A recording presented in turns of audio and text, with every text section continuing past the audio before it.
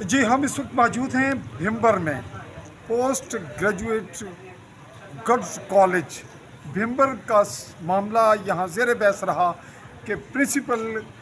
کو بھی زیر بحث لایا گیا اور ٹرانسپورٹرز کی جانب سے ایک ہڑتال ہوئی اور یہی معاملہ انتظامیہ سے متعلقہ بھی بنا اور اس میں اسٹوڈنٹس کا بھی اہم رول ہوتا ہے کہ تاخیر سے گاڑیاں پہنچتی کیوں ہیں یا گاڑیاں پہلے پہنچتی ہیں اور کالج کا گیٹ تاخیر سے کیوں کھلتا ہے۔ اور اس دوران کنڈکٹرز یا ڈرائیورز کی جانب سے جو ویڈیو رپورٹ سامنے آئی اس میں سوالات یہ کیے گئے کہ پرنسپل تاخیر سے کیوں آتی ہیں۔ لب و لہجہ، باڈی لینگویج اور ان کے جو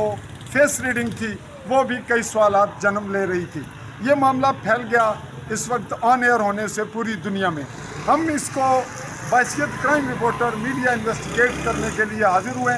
اور بھمبر میں جو میڈیا پرسنز ہیں ان پہ بھی کچھ سوالات ہمارے بنتے ہوں گے، ان سے بھی کوشش کریں گے معاملات کو جاننے کی۔ اور آپ کو یہ بھی بتاتے چلیں کہ اس میں انتظامیہ میں ڈی سی، اے سی بھمبر اور پولیس کا بھی رول ہے اور ٹریفک پولیس کا بھی، ٹرانسپورٹرز بھی اور تاجران بھی، اسٹوڈنٹس لیڈر بھی۔ تاہم اس معاملے کی نوعیت کیا ہے ہم آپ کو یہ بتاتے ہوئے کہ اس وقت ہم کالج کے سامنے کھڑے ہیں اور اس جانب یہ پانی کا بہاؤ ہے، گندا پانی ہے باہر، تو بالکل ساتھ ڈی ایچ او اور ساتھ ہی ڈی سی آفس ہے اور یہ ریڈ فاؤنڈیشن سکول یا کالج بھی ہے، کالج ہے اور اس جانب ریسٹ ہاؤس ہے جنگلات کا اور یہ مرکزی مقام ہے۔ اور اس کی رپورٹنگ میں ایک اہم بات جو میں آپ کے گوش گزار کرتا چلوں وہ یہ ہے کہ جب اسٹوڈنٹس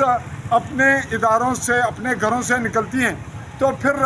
آگے ان کی مرضی ہوتی ہے کہ وہ اتر کر شہر میں چلی جائیں، رشتہ داروں کے پاس بر وقت اندر پہنچیں نہ پہنچیں، یہ بھی معاملات ہیں۔ لیکن اس کو ڈسکس کرتے ہوئے ہر شخص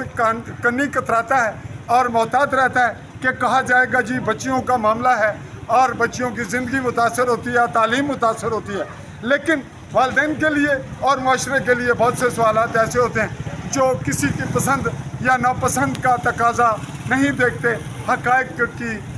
جو گہری نظر ہے اس کے پیش نظر ہم اس رپورٹ کو آگے بڑھتے ہیں اور اب اندر چل کے ہم موقف لینے کی کوشش کریں گے پرنسپل کا،